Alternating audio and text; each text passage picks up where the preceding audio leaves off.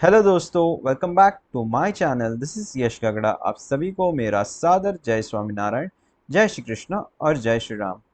आज के इस वीडियो में हम देखने वाले हैं कुछ ऐसे स्टॉक्स जिन्होंने मंथली टाइम फ्रेम पे बड़ा ब्रेकआउट दे दिया है या आने वाले टाइम में बड़ा ब्रेकआउट देने वाले हैं, और कुछ ऐसे स्टॉक्स भी देखेंगे जिन्होंने वीकली टाइम फ्रेम पे बड़ा ब्रेकआउट दे दिया है। पहला स्टॉक मेरे रडार पे है, वो कौन सा है? H D F C A M C. आप स्क्रीन पे देख सकते हो। अगर H D F C A M C में हम देखते हैं तो हमें क्या देखने मिलता है? अगर हम मंथली टाइम फ्रेम पे एक ट्रेंड लाइन मार्क करते हैं यहाँ से, तो इस ट्रेंड लाइन के ऊपर H D F C A M C ने फर्स्ट टाइम मंथली क्लोजिंग दे दी है। और मंथली क्लोजिंग देने के पहले H D F C A M C ने क्या दिया है? एक बढ़िया मोमेंटम दिया, उसके बाद एक पॉज कैंडल, और उसके बाद ब्रेकआउट करने के बाद H D F C A M C उस ब्रेकआउट कैंडल के ऊपर ट्रेड करना शुरू हो चुका है। सो हम अपना ट्रेड कहाँ प्लान कर सकते हैं? अराउंड दिस लेवल, या फिर हमें थोड़ा सा पुल बैक मिले तभी भी हम अपना एंट्री प्लान कर सकते हैं। और हमारा एस एल क्या होगा? इस जो रेड कैंडल है, इस रेड कैंडल के नीचे हम अपना एस एल प्लान कर सकते हैं। और हमारा टारगेट्स बड़े होंगे क्योंकि ये मंथली टाइम फ्रेम का ब्रेकआउट है। सो हम बड़े टारगेट्स आने वाले टाइम में H D F C A M C में प्लान कर सकते हैं for swing and positional. The next stock मेरे रडार पे है, वो है टाटा मोटर्स। चलिए देखते हैं टाटा मोटर्स में हम अपना प्लान, अपना ट्रेड कैसे प्लान कर सकते हैं। अगर हम टाटा मोटर्स में देखते हैं, टाटा मोटर्स में हमें क्या देखने मिलता है on a monthly time frame? Tata Motors ने क्या किया? एक बड़ा रेंज बनाया हुआ है। 2015 का जो हाई था, उस हाई के ऊपर टाटा मोटर्स ने क्लोजिंग दे दिया है इन जुलाई 23। तो जो जुलाई का मंथ था, उस मंथ में टाटा मोटर्स ने इस हाई के ऊपर एक मंथली क्लोजिंग दे दी है। उसके बाद टाटा मोटर्स क्या कर रहा था? इसी जोन में कंसोलिडेट कर रहा था। आफ्टर ब्रेकआउट एक कंसोलिडेशन हुआ, और एक कंसोलिडेशन का ब्रेकआउट होते हुए हमें दिख रहा है इन टाटा मोटर्स। सो हम टाटा मोटर्स में भी एक स्विंग और पोजिशनल ट्रेड प्लान कर सकते हैं। हमारा जो लॉन्ग टर्म टेक्निकल टारगेट होगा वो क्या होगा टाटा मोटर्स में? अगर हम यहाँ से प्राइस रेंज मार्क करते हैं तो हमें क्या देखने मिलता है?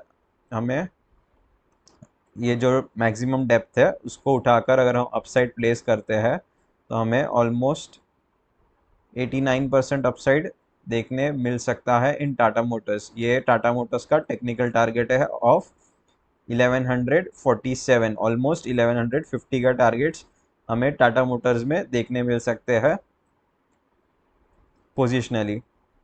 तो it my take 2 years, 1 year, 1.5 year।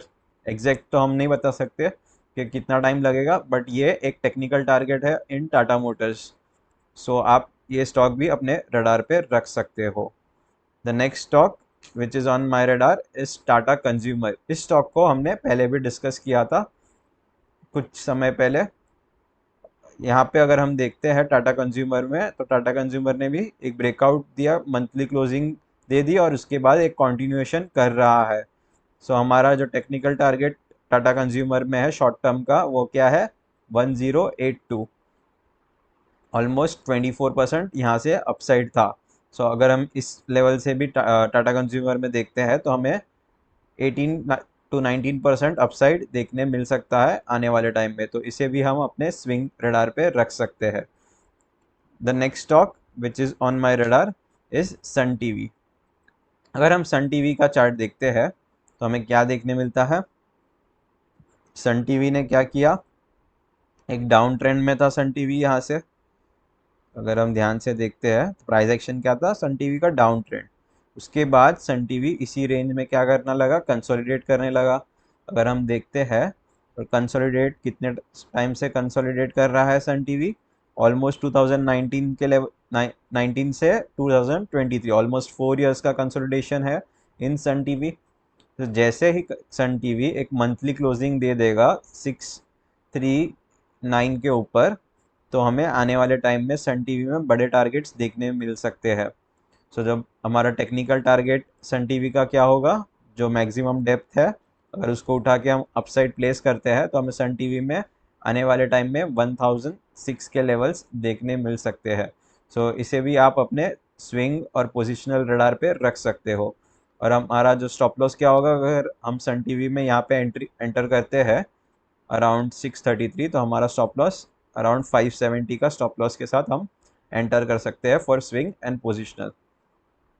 अगर हम सन टीवी में देखें तो इसमें भी एक बढ़िया प्राइस एक्शन बनते हुए दिख रहा है। सन टीवी ने क्या किया, एक बड़ा मूवमेंट दिया और उसके बाद सन टीवी इसी लेवल के पास कंसोलिडेट कर रहा है। कंसोलिडेट करने के बाद एक ब्रेकआउट की तैयारी कर रहा है सन टीवी। सो आप इसे अपने रडार पे रख सकते हो for swing and positional. The next stock which is on my radar is NMDC। अगर हम NMDC में देखते हैं on a monthly time frame, तो हमें क्या देखने मिलता है, NMDC ने क्या किया है, कितने साल का ब्रेकआउट किया है कंसोलिडेशन। 2012 का जो हाई था उस हाई को ब्रेक किया है NMDC ने 2023 में। तो कितने साल हुए, ऑलमोस्ट 11 ईयर्स का ब्रेकआउट देखने मिल रहा है हमें इन NMDC। सो हमारा जो पहला टेक्निकल टारगेट मिलता है इन NMDC, अगर हम इसे मार्क कर, जो रेंज को मार्क करते हैं और अपसाइड प्लेस करते हैं, तो हमारा जो पहला टेक्निकल टारगेट कहाँ तक आता है, 241। यहाँ से ऑलमोस्ट 62%। अगर हम जो करंट मार्केट प्राइस है उससे भी कैलकुलेट करते हैं तो हमें ऑलमोस्ट 50% अपसाइड NMDC में आने वाले टाइम में देखने मिल सकता है। हमने लास्ट वीक ही देखे थे कुछ स्टॉक्स जिन्होंने मंथली ब्रेकआउट किया था, मैंने आपके साथ शेयर किया था। और भी एक स्टॉक्स जिन्होंने REC PFC में हमने कैसे देखा था कि 12 ईयर्स का जो मंथली ब्रेकआउट हुआ था मंथली टाइम फ्रेम पे, मल्टी ईयर ब्रेकआउट, उसके बाद उन्होंने एक बढ़िया अपसाइड मोमेंटम दिया हुआ था। तो सिमिलर मोमेंटम हमें NMDC में भी आने वाले टाइम में देखने मिल सकता है। सो आप इसे भी अपने स्विंग और पोजिशनल रडार पे रख सकते हो। The next stock which is ADF foods. ADF foods में अगर हम देखते हैं तो क्या देखने मिलता है, देखो यहाँ पे ADF फूड्स पे पहले हम एक बार प्राइस एक्शन देखते हैं। देखो यहाँ पे ADF फूड्स ने क्या किया था, बहुत समय तक कंसोलिडेट किया था। ये हाई जब ADF फूड्स ने निकाला उसके बाद क्या देखने मिला, एक बढ़िया अपसाइड मोमेंटम देखने मिला। फिर हमें क्या देखने मिला, फिर से एक कंसोलिडेशन मिला। ध्यान से देखते हैं तो हमें क्या देखने मिला, एक फ्लैग एंड पोल जैसा पैटर्न देखने मिल रहा है इन ADF फूड्स। और ADF फूड्स ने अभी क्या किया है, इस पैटर्न का ब्रेकआउट करके अपसाइड मोमेंटम कंटिन्यूएशन कर रहा है। अगर हम हॉरिजॉन्टल रेजिस्टेंस मार्क कर लेते हैं on a monthly time frame, तो हमें क्या देखने मिलता है, ADF फूड्स ने ब्रेकआउट किया, इसके बाद कंसोलिडेशन किया और उस कंसोलिडेशन का हाई ब्रेक करके ADF foods upside momentum continue कर रहा है। अगर हमें ध्यान से चेक करना है on a weekly time frame पर, अगर हम देखते हैं क्या देखने मिलता है इन ADF फूड्स, एक ब्रेकआउट हुआ, पुल बैक आया और एक कंटिन्यूएशन देखने मिल रहा है। जो हमारा ये वीक का कैंडल है उसने क्या किया, लास्ट 3 वीक के कैंडल को एनगल्फ कर लिया है। तो एक बुलिश एनगल्फिंग कैंडल हमें इन ADF फूड देखने मिल रहा है।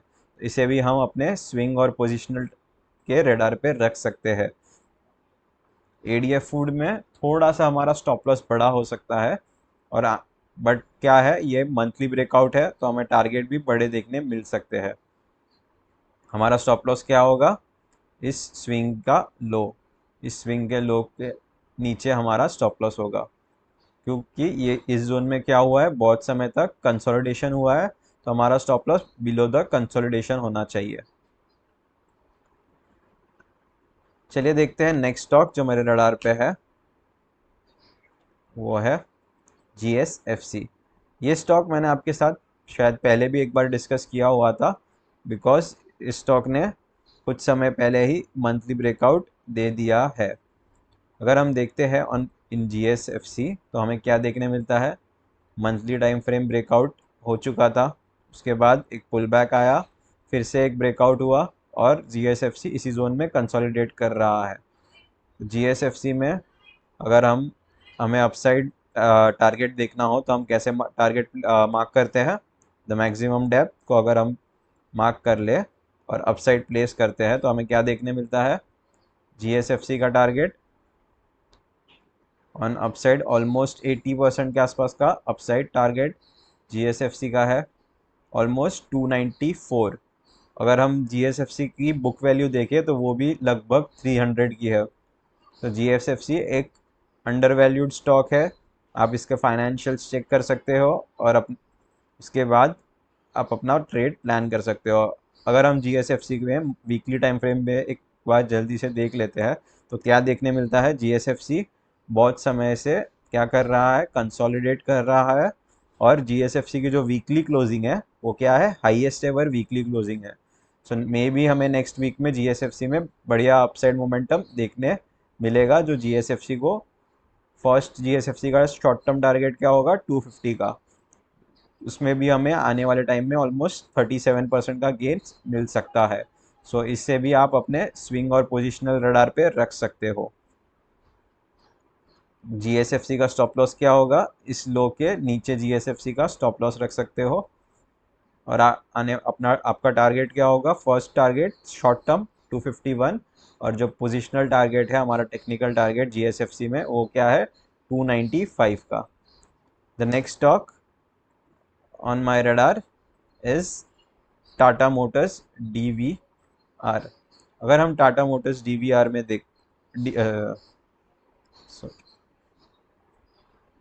डीवीआर टाटा मोटर्स डीवीआर में देखें तो हमें टाटा मोटर्स के जैसा ही एक स्ट्रक्चर टाटा मोटर्स डीवीआर में भी देखने मिलता है। टाटा मोटर्स डीवीआर ने भी 2014 का हाई जो था उसका, उस हाई के ऊपर एक स्ट्रॉन्ग मंथली क्लोजिंग दी।